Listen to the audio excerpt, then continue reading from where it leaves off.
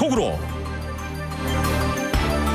이 딥시크가 엔비디아 주가를 폭락시키자 첨단 반도체 규제를 통해서 중국의 인공지능 개발을 견제하려던 미국의 계획이 사실상 실패했다. 이 기술 통제 무용론이 나오기 시작하고 있습니다. 반면에 딥시크 쇼크는 오픈 AI 기술 데이터가 중국에 무단 유출됐기 때문이라면서 앞으로 규제가 더 강화될 수 있다라는 반론도 제기되고 있습니다. 자, 봉화식 기자. 안녕하십니까? 이 딥시크 충격이 다소 진정 기미를 보이고 있습니다. 어제는 또 다시 엔비디아 주가가 또 상승을 했는데요. 이 미국의 중국 견제가 먹히지 않았다라는 또 자성론도 나오고 있네요. 그렇습니다. 중국의 딥시크 깊이 추구한다 그런 의미를 지니고 있는 회사명인데 AI 모델이 두 가지인데 지난해 12월 대규모 언어 모델 V3에 이어서 최근에는 딥시크에서 R1이라는 추론 모델까지 공개해서 돌풍을 일으키고 있습니다. 알려지지 않았던 새 도전자의 부상 때문에 기존 엔비디아가 비싼 값에 상대적으로 성능이 압도적이지 않다 이런 약점이 드러난 셈인데요. 결국 최첨단 반도체 규제를 통해서 중국의 인공지능 발전을 꺾으려던 미국의 계획이 실패한 것이 아니냐 이런 분석이 나오고 있는 상황입니다. 이른바 기술 통제 무용론인데요. 중국은 억눌림을 당할수록 오히려 카멜레온처럼 새로운 생존법을 찾아낸 변신에 능한 것 같습니다. 또 필요는 발명의 어머니라는 말처럼 반도체 규제가 중국 내부에서 다양한 우회책을 만들어내고 있고 이것이 딥시크로 탄생했다 이런 분석이 나왔습니다. 이에 대해서 블룸버그 통신은 딥시크의 최첨단 AI 칩 확보 여부는 밝혀지지 않았지만 일단은 미국의 중국에 대한 무역 제재가 그다지 효과적이지 않았다는 것을 증명했다 이렇게 지적을 했습니다. 네, 그러면 앞으로 규제가 완화될 가능성이 커진 건가요? 어떻게 되는 거예요? 네, 그러면은? 벌써 미국 해군에서는 이미 금지를 시켰습니다. 금지를 시켰습니까? 해군에서는 최근 전체 대원에게 이메일을 발송했는데요. 딥시크 AI에 대해서 모델 사용에 대해서 보안, 윤리적인 걱정이 있다면서 어떤 용도로도 해군에서는 딥시크를 써서는 안 된다 이렇게 공지를 했습니다. 그리고 트럼프 대통령의 대중 첨단 기술 제재와 압박이 오히려 앞으로 심해질 것이다 이런 관측도 나오고 있는데요. 딥시크라는 괴물이 떠오르면서 중국이 미국의 인공지능 리더십을 흔들 수 있다는 위기감을 트럼프 행정부에서 벌써부터 느끼고 있다는 것입니다. 트럼프 대통령 본인도 취임 이후에 AI 리더십을 강화하겠다는 의지를 계속 피력해왔는데 최근에는 오픈 AI, 오라클, 일본 소프트뱅크의 5천억 달러 규모 인공지능 투자 사업을 발표하면서 중국에 대해서는 경쟁자다 이렇게 언급한 바가 있습니다. 네. 아니 그런데 뭐 벌써부터 뭐 이렇게 그 딥시크가 별로 그렇게 효과적이지 못하다는 얘기들도 지금 나오고 있고 뭐 이런 이제 이 부정적인 또 얘기들이 조금씩 나오고 있는 것 같긴 한데 어떻게 보십니까? 지금 뭐 엔비디아의 반도체 제품이 중국으로 지금 밀수가 됐다 뭐 이런 보도들도 나오고 있더라고요. 그렇습니다. 뉴욕 타임스에 따르면 중국 선전 지방의 업체가 2,000개의 엔비디아 그래픽 처리 장치인 GPU가 들어간 서버를 중국에 배송을 했다는 것인데 이 서버 가격이 1억 달러를 넘는다는 것입니다. 이런 상황에서 트럼프 대통령이 바이든 행정부처럼 중국에 대한 기술 접근을 제한하는 방식을 언제까지 유지할 수 있을까 이런 반론이 나오고 있는데요. 트럼프 대통령은 딥시크에 대해서 이렇게 얘기했죠. 돈을 많이 쓰지 않고도 똑같거나 오히려 더 나은 결과를 얻을 수 있기 때문에 나는 긍정적으로 생각한다 이렇게 평가했지만 사실은 미국의 인공지능 산업에 경종을 울려야 된다 이런 경고에 더 방점이 찍힌 것 같습니다. 그렇기 때문에 중국에 대해서 즉각적으로 통제에 나서기보다는 규제 완화와 인프라 투자로 미국 AI 산업을 밀어주는 쪽을 택할 수 있다 이런 해석이 나오고 있는데 결국 출범한 지 일주일도 되지 않은 트럼프 행정부가 지금 고심이 커지고 있는데 앞으로 이 중국에 대해서 어떤 행보를 취할지 주목되고 있습니다. 네, 그 마이크로소프트하고 오픈 AI가요 자신들의 기술 데이터가 중국에 무단으로 유출됐는지 조사할 예정이라고 합니다.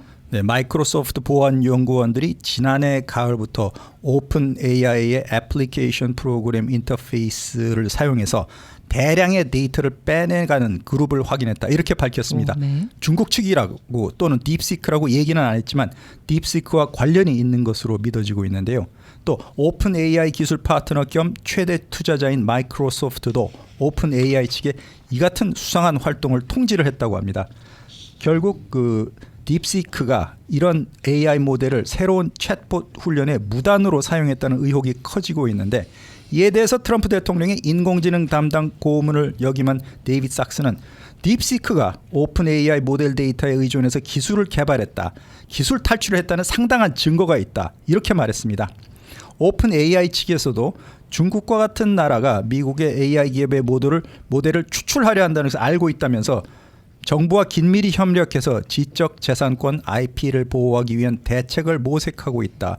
이렇게 밝힌 상황입니다. 사실 뭐 북한에 대한 경제 제재와 함께 또 뭐 웬만한 거 수출하지 말아라 금지가 그렇게 돼 있습니다만은 몰래 다가 쓰고 사용하고 뭐 그렇지 않습니까? 네, 맞습니다. 네. 뭐 자동차도 무슨 뭐 벤츠가 새로 들어갔다는 소식이 들리고 뭐 그러는데 그게 그렇게 쉽게 모든 게 막아질 수 있을까요? 그렇기 때문에 기존의 바이든 행정부의 그 반도체 규제가 어느 정도 먹힌 것이냐에 따른 의구심도 커지고 있는 그런 상황입니다. 네, 그러니까 여기서 뭐 팔아먹는 사람들이야 팔면은 돈이 생기는데 그거를 어떻게 해서든지 피해서 또 팔려고 할 것이고 참 이게 그렇게 쉽지가 않은 문제인 것 같아요. 그러나 저러나 지금 뭐 이 뭡니까 딥시크가 중국 정부에 관한 검열을 뭐 자체 검열을 한다 뭐 이런 얘기가 또 나오고 있더라고요.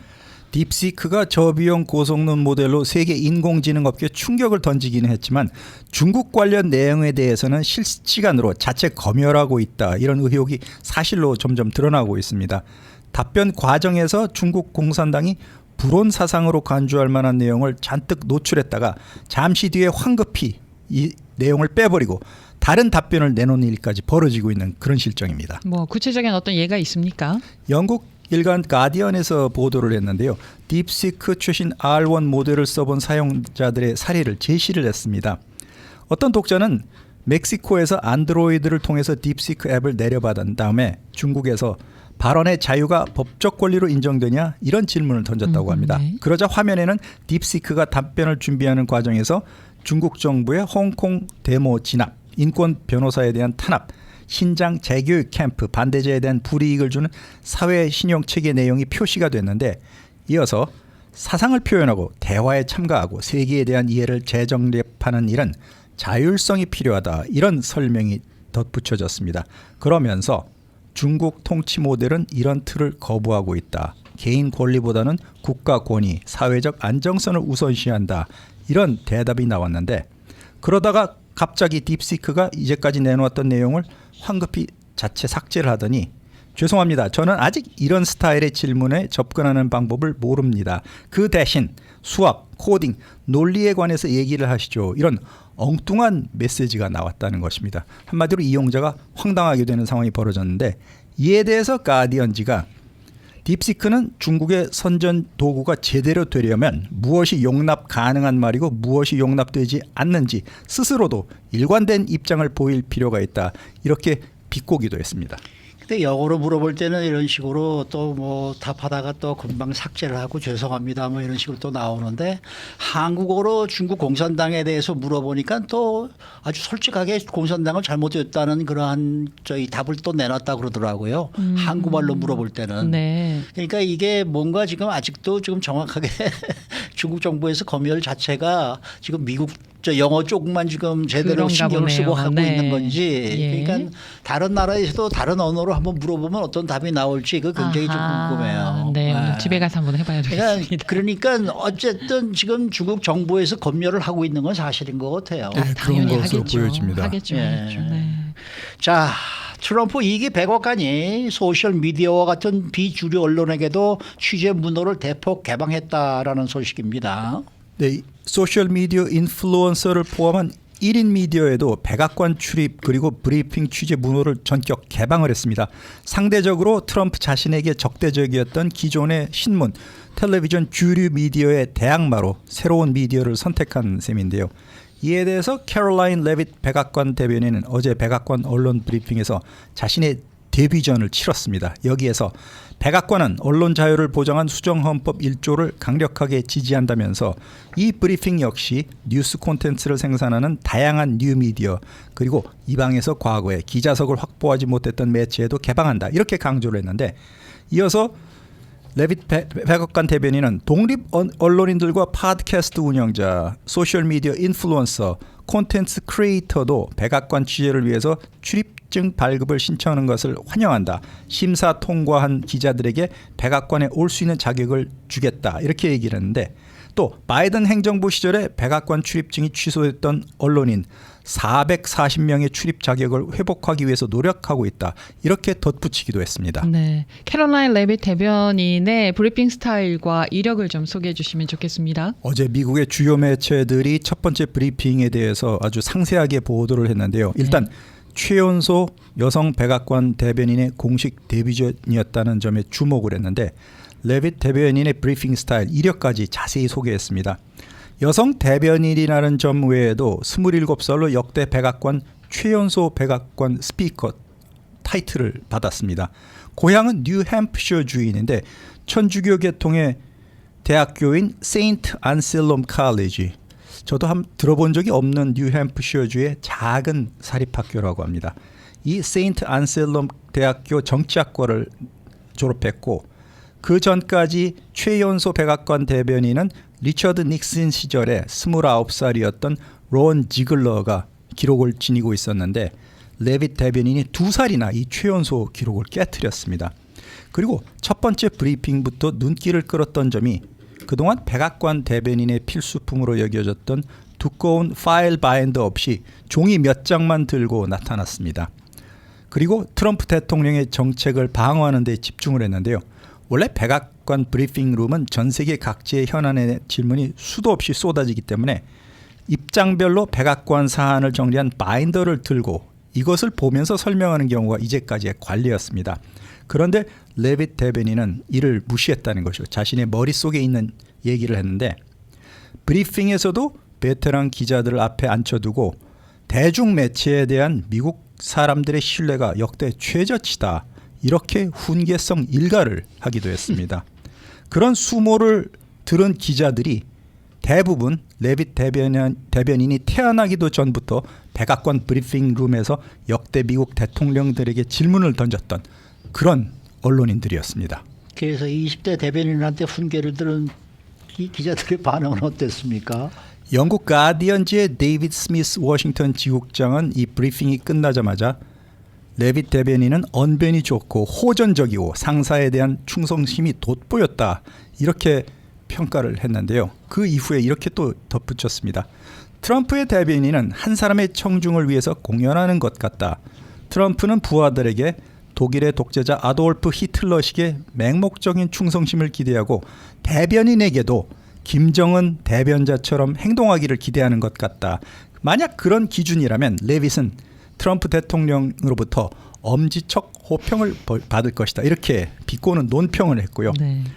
또 레빗 대변인의 과거 행정을 보면 트럼프 선거 캠프에서부터 대변인 역할을 수행했는데 지난해 7월 트럼프 대통령 암살 미수 직전 아들을 낳았는데 암살이 실패로 돌아간 뒤에 마음을 바꿔서 출산 휴가를 포기했다는 것입니다.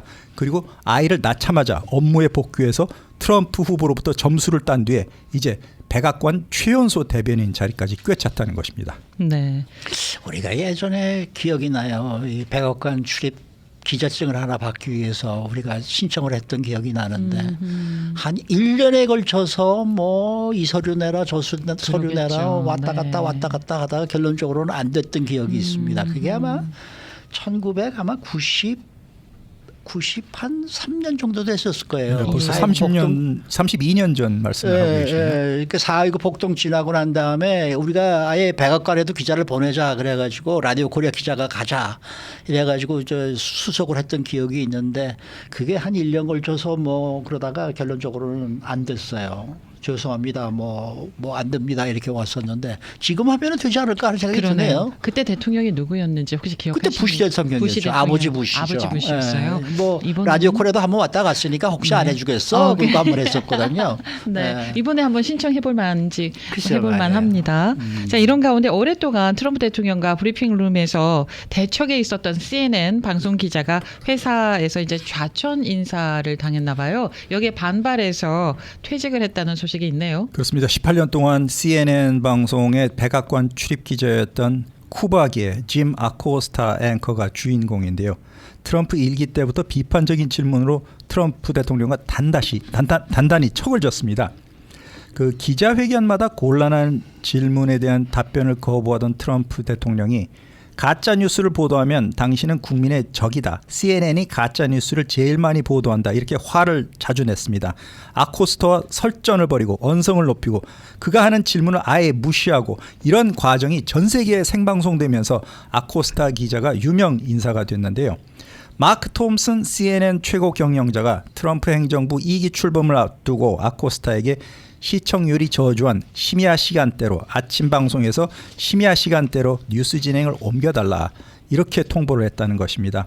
이에 대해서 받아들일 수 없다면서 아코스타 기자가 사직을 했는데 이 소식에 대해서 트럼프 대통령이 소셜미디어 트루스 소셜에 이런 글을 올렸습니다. 아주 좋은 소식을 들었다.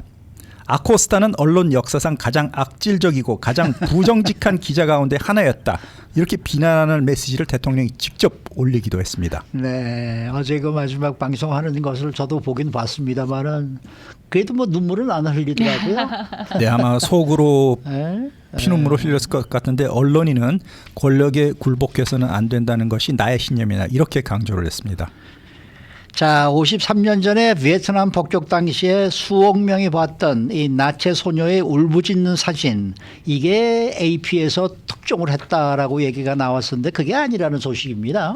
네, 1972년 6월 8일 베트남 남부 짱방 마을에 베트남 공군기가 네이팜탄을 잘못 투하했는데 이때 불탄 옷을 벗고 화상 입은 나치 여자애가 뛴 사진, 베트남 군인들도 뒤따른 사진을 전 세계 수억 명이 봤는데 그때 AP 기자였던 21살의 베트남인 닉 우시 찍은 것으로 네이팜 걸로 불리우는 사진으로 아주 유명했죠. 그리고 프란체스코 교황하고 도널드 트럼프 대통령에게도 이 사진이 헌정된 바가 있는데 최근에 유타주의 썬데스 영화제에서 이 사진을 찍은 사람이 이 판티 킴 푹 주인공을 찍은 사람이 바로 다른 사람이라는 것이죠. 프리랜서 사진 기자인 응유엔이라는 사진이 찍었다는 것인데 올해 90을 앞두고 있고 아직도 생존해 있습니다. 내가 찍은 사진인데 미국인 사진부장이 이 필름을 바꿔치기했다. 내가 찍은 사실을 이제까지 남에게 피해를 주지 않기 위해서 숨기고 있었다. 이렇게 얘기를 했다는 것입니다. 베트남인 기자 닉 우시 찍은 게 아니라 또 다른 베트남 사진 기자 응유엔이 찍었다는 것인데 아직 사실 확인은 되지 않아서 좀 더 두고 봐야 될 것 같습니다. 그 사진 필리치상 받지 않았습니까? 그렇습니다. 전 세계에서 가장 유명한 필리츠상도 받았죠. 네. 사진의 하나인데 만약 찍은 사람이 다른 분이었다 그러면 사실 그것도 일종의 독자에 대한 왜곡인데요. 그건 말도 안 되는 거죠. 근데 사실 여부는 좀 더 지켜봐야 될 것 같습니다. 사실이라 그러면은 AP가 이거는 정말 본격적으로 나서서 사과하고 해야죠. 모든 걸 클리어해야죠. 근데 왜 이렇게 세월이 한참 흘렀는데 좀 일찍 얘기해 주시지. 만약에 말씀하신 게 사실이라고 하면 말입니다. 네. 그렇습니다. 그 모델 저 어린 소녀는 커서 저 뭐 굉장히 저 유명한 여자가 됐죠. 네, 당시 사진 속 나치 9살이었던 네이팜 걸로 불리웠던 베트남 여성 이름은 판티 킴 푹인데 캐나다에서 소설가가 되고 유네스코 굿윌 대사로 활동하고 네. 아직도 아주 그 활발한 활동을 펼치고 있습니다. 네, 수고 많으셨습니다. 고맙습니다. 봉화식 기자였습니다.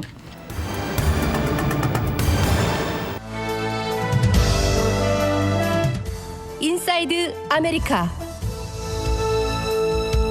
네, 대형 산불 대피 도중에 100살의 여성을 구조하는 모습의 영상이 화제입니다. 시니어 요양시설에 남아있던 이 100세의 여성은 귀가 잘 들리지 않았었는데 시설 안에서 돌아다니면서 남겨진 사람들을 찾는 셰리프 요원들에 의해 발견이 돼 극적으로 구조가 됐었습니다. 또 이 미국의 젊은이들이 아메리칸 드림을 어떻게 생각하는지 그리고 자신의 재정적 목표가 얼마나 달성 가능하다고 생각하는지 알아본 UCLA 설문조사가 실시가 됐는데 이 조사 결과 젊은 층은 일론 머스크 CEO 그리고 도널드 트럼프 대통령과 같은 사람들에게 영감을 받았고 그들처럼 되고 싶어 한다라는 것으로 나타나고 있습니다.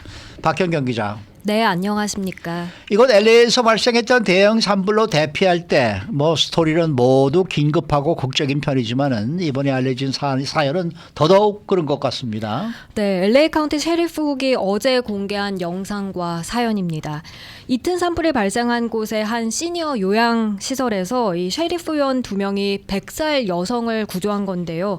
이들 요원의 바디카메라 영상에는 니콜라스 마르티네스 그리고 퀸 알코니스 요원이 그 요양시설의 어두운 복도를 손전등으로 비춰가며 걸으면서 소리를 지르며 각 방마다 다 두들기며 돌아다니는 그런 모습이 담겼습니다.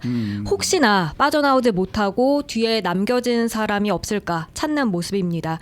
그렇게 문을 일일이 두드리며 혹시 남아있을지도 모를 사람을 찾던 당시 상황을 우선 직접 들어보시겠습니다. Sheriff's Department, anybody inside?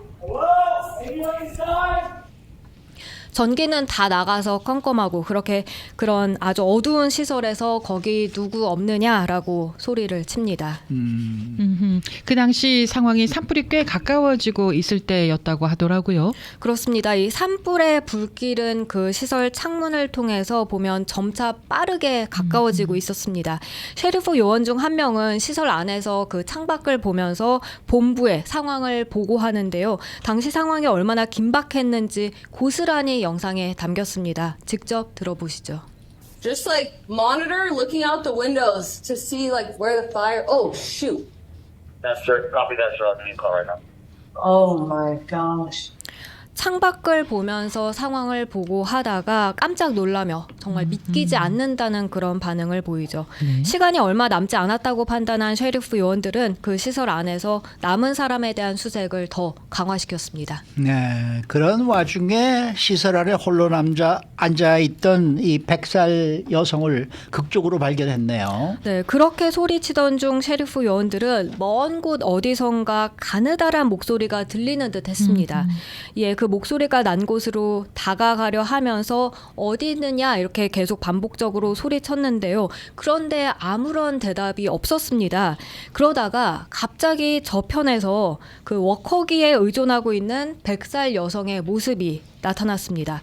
이 여성과 또 셰리프 요원들 모두 깜짝 놀랐는데요. 너무나 다행스럽고 또 너무 반가워하는 마음이 얼마나 컸는지 들어보시겠습니다. Hello? Where you at? Where are you? Hello? Where are you? Oh, hi. Okay, perfect. Is there anyone else with you? No. Okay. Where were you at? What? Which room were you from? 다른 사람은 없냐, 어디 있었던 거냐 이렇게 물어보는데요. 그에 대한 대답은요. 빠져나갈 방법을 찾아보고 있었다는 겁니다. 예, 셰리프 요원들은 여기서 꺼내드리겠다, 빠져나가게 해드리겠습니다 라고 거듭해서 안심시키는데요. 그러자 이 여성은 이렇게 말합니다. But don't lose me. I promise I We won't. won't lose you. Don't worry. Okay. Thank goodness. We've been yelling. Did you hear us? I didn't hear. I'm deaf. Okay. I couldn't charge my hearing aids. I'm 100. 들으신 것처럼 Don't lose me, 나를 잃지 말아달라라고 말합니다. 그러자 셰리프 요원들은 우리는 당신을 잃지 않을 거예요. 걱정하지 마세요라고 거듭해서 안심시키고요.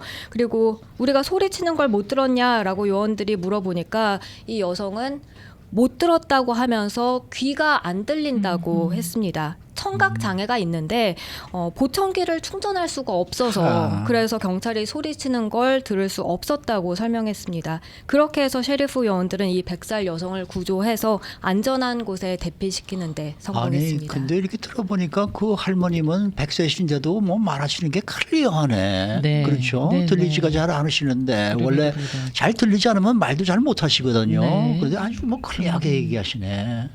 야 정말 대단합니다. 네. 이 셰리프 요원들이요, 혹시나 한 명이라도 놓칠까봐 끝까지 구조하기 위해서 포기하지 않았던 그 모습이 참 대단하게 느껴집니다. 대단하네요. 네, 예. 맞습니다. 이 두 요원은 LA 카운티 셰리프국 칼슨 지부에 배치되어 있는데 산불 당시 그 알타데나 지역 위험한 곳으로 급히 출동했던 응급 요원 파견대 일원으로 같이 갔다 하고요. 사실 칼슨 지부다 보니까 알타데나는 그 요원들이 전혀 모르는 지역이었다고 해요. 그런데도 이제 같이 갔고 이 로버트 루나 LA 카운티 셰리프 셰리프 국장은 이들의 용기 또 사심 없음은 법 집행의 가장 높은 수준을 보여주는 예다 이러면서 우리는 이들에게 가장 깊은 존경과 감사를 보낸다. 그들은 이걸 받을 만하다고 밝혔습니다.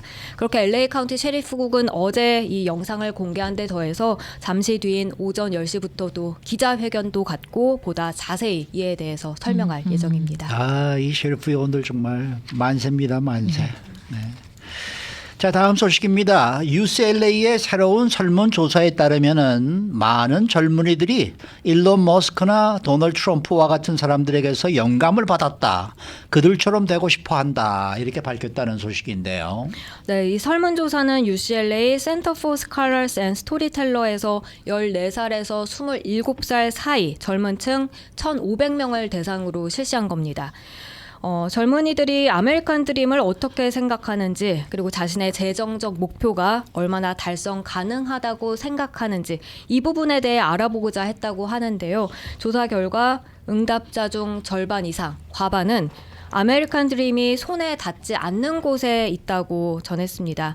그런 가운데 누구의 라이프 스타일을 가장 본받고 싶고 또 누구와 가장 닮고 싶은지 물어봤을 때 가장 많았던 답변이 일론 머스크 CEO 그리고 도널드 트럼프 대통령이었다고 합니다. 다른 이제 답변 같은 경우엔 킴 카다시안 또 메타의 마크 주커버그 CEO 그리고 유튜버저의 미스터 비스트 등이 나왔습니다. 네. 그리고 응답자들은 미국의 번영에 대한 약속을 원하는데 그걸 실제로 이룰 가능성은 낮다고 믿는다. 이렇게 통계가 또 나왔나 봅니다. 네, 그 젊은이들의 86%가 아메리칸 드림을 원하지만 60%는 다양한 경제적 문제로 인해서 도달할 수 없다고 믿는 것으로 조사됐습니다. 특히나 사회 경제적 배경이 낮은 축에 속한 사람들 같은 경우 재정적 꿈을 이룰 수 있다는 전망 더욱더 자신이 없는 것으로 나왔고요. 그리고 설문조사에 참여한 사람 중 약 3분의 2가량은요. 자기 세대가 이전 세대에 비해서 동일한 수준의 성공을 거둘 가능성은 낮다고 믿는다고 답했습니다. 이에 대해서 UCLA 견임 교수인 얄다 울스는요. 오늘날의 젊은이들 여전히 재정적 안전과 독립을 당연히 원하지만 많은 사람들이 상황 자체가 자신에게 불리하고 시스템이 조작됐다고 느낀다고 전했습니다. 그러면 이런 인식을 주도하는 요인이 있냐고 물어보기도 했다는데 그에 대한 대답은 어떻게 나왔어요? 소셜미디어가 그 요인으로 지목됐습니다. 이 젊은이들은 이 아메리칸 드림에 대한 대부분 정보를 소셜미디어에서 얻는다고 했는데요.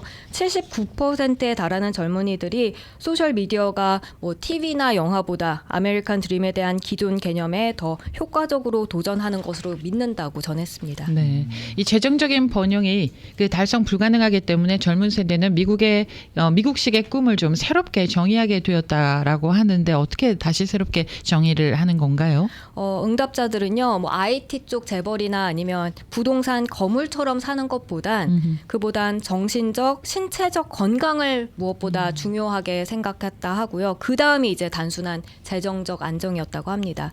주택 소유나 결혼, 출산, 육아 같은 이전의 미국인들이 이제 드림, 꿈과 연관해서 전했던 전통적인 성취는 지금은 좀 낮은 순위에 머무르고 있다 하는데요. 젊은 세대들에게 주택 소유는 불가능한 일처럼 느껴지게 하고 또 스스로를 돌볼 여유가 없을 때 아이 갖는다는 생각 자체가 터무니없고 부도덕하다고 느끼기까지 한다면서 이번에 설문조사에 참여를 했고 또 연구를 한 공동저자 애틀라스 버러스는 그처럼 분석했습니다. 야, 아이를 갖는다는 생각이 터무니가 없고 부도덕하다라고 생각한다면 이건 좀 문제가 있지 않습니까? 네.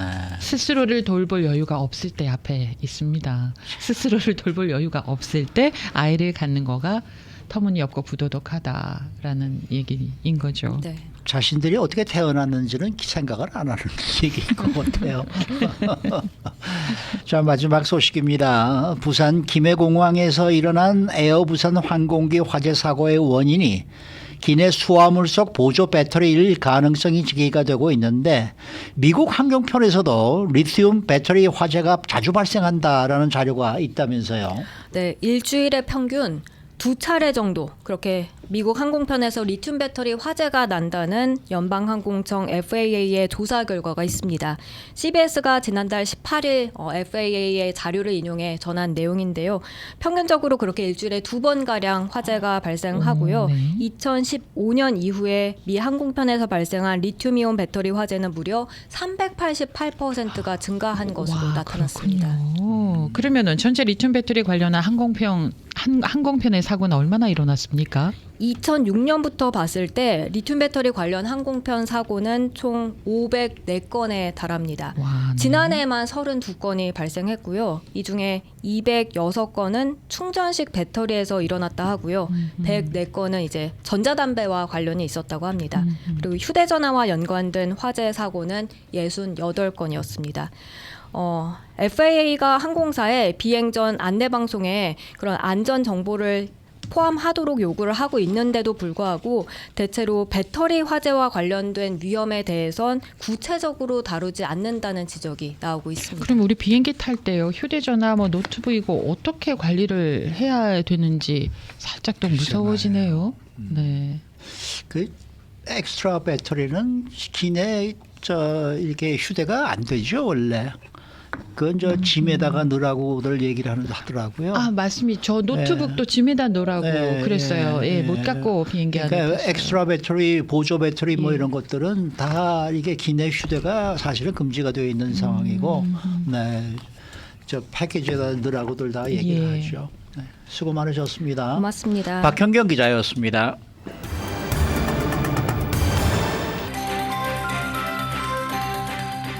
데일리 브리핑. 네, 오늘은 전 한인민주당협회 스티브 강 이사장 모시고 이야기를 들어봅니다. 자, 강 이사장님 안녕하십니까? 네, 안녕하세요. 새해 복 많이 받으세요. 아이고, 새해 복 많이 받으십시오. 해피 설날입니다. 네. 자, 지난주 금요일에 도널드 트럼프 대통령이 LA 화재 현장을 방문하고 복구 지원을 약속을 했는데 이번 트럼프 대통령의 LA 방문 어떻게 보셨습니까? 저도 약간 기대 반, 걱정 반이었는데요. 정말 취임하고 나서 취임 연설문에서도 LA 언급하지 않았습니까? 그렇기 때문에 로스앤젤레스 특히 로컬 정부에서 근무하시는 분들은 좀 기대도 하는 부분도 있었고 또는 걱정, 우려의 목소리도 높았는데 네. 다행히도 랜딩하기 전까지만 해도 노스캐롤라이나 DC에서 여러 가지 지원금에 LA에 주는 돈은 컨디션을 달아야 된다. 이것저것 디맨드가 여러 가지 있었는데 확실히 이제 LA에 랜딩을 하고 이제 지역 그 산불 피해 현장을 둘러보고 정말 충격적인 그 장면들을 목격하고 또는 그다음에 이제 개빈 뉴섬 주지사와도 만남이 있었죠. 네. 네, 생각보다 개빈 뉴섬 주지사와의 물론 공항 런웨이에서 미팅이 있었지만 상당히 이제 프렌들리하고 글쎄 말이에요. 네, 생각보다 아주 스무스하게 미팅이 지나갔고 그 이후에 이제 퍼시픽 팔리세이드 쪽에 이제 그 브리핑 센터에서 네. 이제 지역 정치인들과 이제 미팅을 가졌습니다. 그래서 두 분도 이제 보셨겠지만 물론 중간중간마다 약간의 충돌은 있긴 했었지만 그래도 전체적으로 봤을 때는 아직까지는 이제 트럼프 대통령이 이제 LA 지원금에는 컨디션을 달지 않고 100% 지원, 그러니까 전 바이든 정부와 같은 트랙을 밟고 있다라고 그런 약속을 해주셔서 이제 당과 상관없이 감사의 말씀을 모두가 드렸고요. 그래서 아직까지도 LA시나 카운티 이제 로컬 정부에서는 전혀 다른 스탠스는 느끼지 못하고요. 네. 정말 이제 연방 정부에서는 최대한 협조를 하고 있습니다. 그래서 네. 이제 산불 지원금이나 또 여러 가지 레귤레이션이나 이제 그런 것들을 패스트 트랙을 해가지고 지금 속도를 밟고 있어서 생각보다는 되게 긍정적인 방문이었다고 저희는 보고 있습니다. 그날 그 자리에 우리 한인 영김 연방 하원 의원도 앉아 있었고, 그 다음에 트럼프 대통령이 예상했던 것보다 확실히 좀 소프트하게 나왔다라는 느낌이 드는 게 그 와이프하고 같이 가서 그런 게 아닌가 하는 생각을 저는 솔직히 했었습니다. 그리고 중간에도 그 트럼프 대통령이 뭐 이번에 같이 가자고 그러니까 멜라니아가 얘기를 했는데 정말 고맙다. 직접 와서 보고 싶다 그래서 내가 같이 왔는데 정말 와서 고맙다. 뭐 이런 얘기를 하면서 네. 뭐 와이프도 이렇게 좀 시켜주고 이렇게 하면서 네. 좀 와이프 때문에 좀 이렇게 좀 소프트해지지 않았나. 저도 사실 처음에는 좀 굉장히 좀 뭔가 좀 대립이 예. 좀 심하지 않을까 하는 우려를 했었는데 그 우려는 네. 그런 면에서 조금 좀 종식이 됐다라는 느낌입니다. 네. 어떻게 보세요? 네, 저도 비슷하게 약간 걱정이 좀 컸는데요. 그렇죠. 네.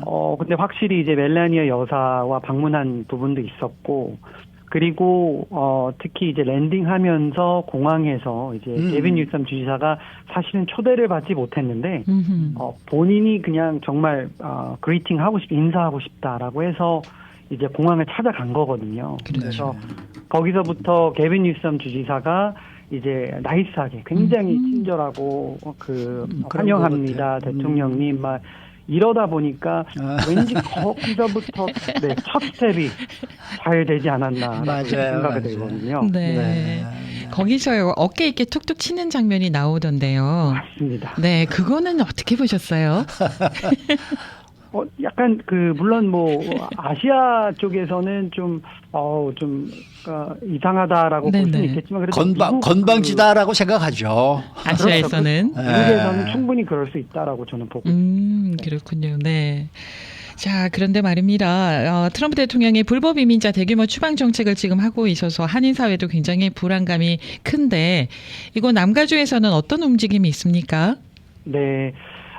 지금 뭐 뉴욕이나 뭐 시카고 이제 대도시 또는 샌디에고 쪽도 이제 시작되었다고 저는 보고를 받고 있는데요. 네. 아직까지는 대다수가 한인이 거주하고 있는 뭐 오렌지 카운티나 아니면 LA 쪽은 아직은 이런 추방 작전들이 진행이 되고 있지는 않습니다.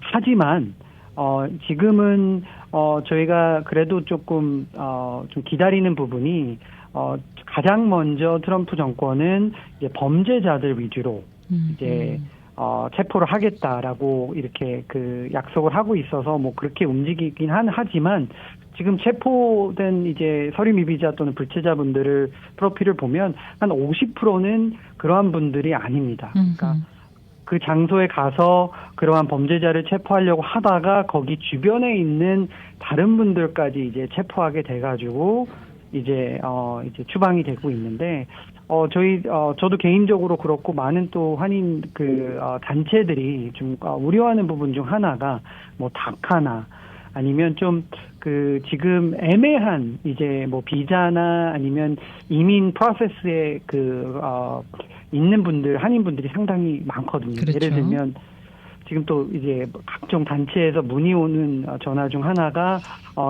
저는 시민권인데 제 아내 또는 남편이 이제 불체자입니다. 근데 아직까지 이 서류 프로세싱이 다 되지 않아서 뭐 영주권이나 비자가 나오지 않았는데 뭐 추방되나요? 막 너무 걱정스럽습니다. 이런 분들도 상당히 많고요. 또는 뭐 자녀분들 또는 정말 다양한 케이스들이 너무나 많기 때문에 만약에 이곳 남가주 또는 특히 로스앤젤레스나 뭐 부에나팍 이런 한인 밀집 지역으로 이런 작전들이 되면 저희 걱정되는 부분이 이제 그렇게 추방 대상이 아닌 분들까지 맞아요. 같이 체포가 돼서 이제 추방이 될까봐 약간 우려의 목소리가 많이 있어서 지금 사실 많은 아시안 한인 비롯한 아시안 단체들이 뒤에서 많은 미팅과 지금 어떻게 해야 되는지 그러한 스텝들을 밟고 있습니다. 그래서 아마 조만간 그러한 이제 브리핑 또는 이제 커뮤니티 그런 기자회견을 가질 예정으로 저는 알고 있습니다. 근데 보면은 사실 그동안에 뭐 남가주에서 이런 사태는 여러 번 있었거든요. 그러니까 그렇죠. 이게 뭐 집중 단속을 한다, 뭐 직장을 급습해서 뭐 저 모두 다 이렇게 체포를 한다, 뭐 이런 적은 이제 여러 번 있었는데 그때와는 달리 이번에는 그런 대로 좀 조용하다는 느낌이에요. 그러니까 뭐 이민 사회에서도 뭐 별로 그렇게 초긴장을 한다거나 뭐 어디 가서 숨고 뭐 직장에 나오지 않고 이런 일은 아직은 지금 좀 벌어지지 않고 있다라는 이제 그러한 이제 보도들이 나오고 있는데 그 이유가 뭐라고 생각하십니까? 제가 봤을 때는 아직 이제 민주당 내에서도 물론 이러한 정책들을 비판은 하지만 뭐 크게 대응을 하지 않는 이유 중 하나가 몇 달 전에 이제 트럼프 대통령이 당선이 되었고 이제 취임한 지 거의 뭐 일주일밖에 되지 않는 상황에서 너무 대립 또는 충돌을 하다 보면 좀 그 맞지 않다라는 그런 거가 있어서 어느 정도 리스펙트를 하면서 저희가 이제 선을 넘었다고 하면 거기에서 비판을 하되 아직까지는 그래서 조금 민주당 내에서도 좀 조심스러운 그 부분도 있고요. 그리고 뭐 취임한 지 얼마 안 됐기 때문에 아직까지도 도널드 트럼프 대통령이 약간의 허니문 기간을 가지고 있습니다. 그래서 약간 지지율도 높은 편이고 지난 2016년보다는 그래서 조금 더 지켜보고 조금 더 대응해야 되면 더 크게 대응하자라는 이런 스탠스를 가지고 있습니다. 네. 대응을 하게 되면 어떤 방법으로 어떻게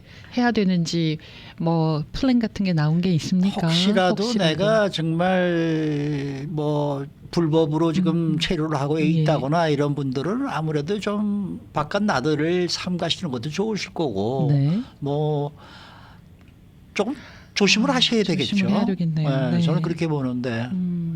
일단 뒤에서 지금 준비하고 있는 여러 가지 중 하나가 이제 만약에 체포됐을 경우에 이제 변호사 부분이 네. 중요한데 예. 그러한 부분을 이제 무료로 제공하는 그런 시스템을 좀 구축을 하고 있고요. 이거 로스앤젤레스 지역에서는요. 예. 그 다음에 이제 아직까지는 뭐 조금의 시위는 있지만 뭐 예전에 보였듯이 조지 플로이드 사태 이후에 보였듯이 그러한 레벨의 이제 시위 또는 이제 반대 무브먼트도 또 이렇게 해야 되지 않나라는 그런 목소리도 높아지고 있기 때문에 저는 거기까지는 안 갔으면 하지만 그래도 너무 이제 과도하게 나간다고 하면 그렇게 될 수도 있는 해프닝도 있을 것 같아요.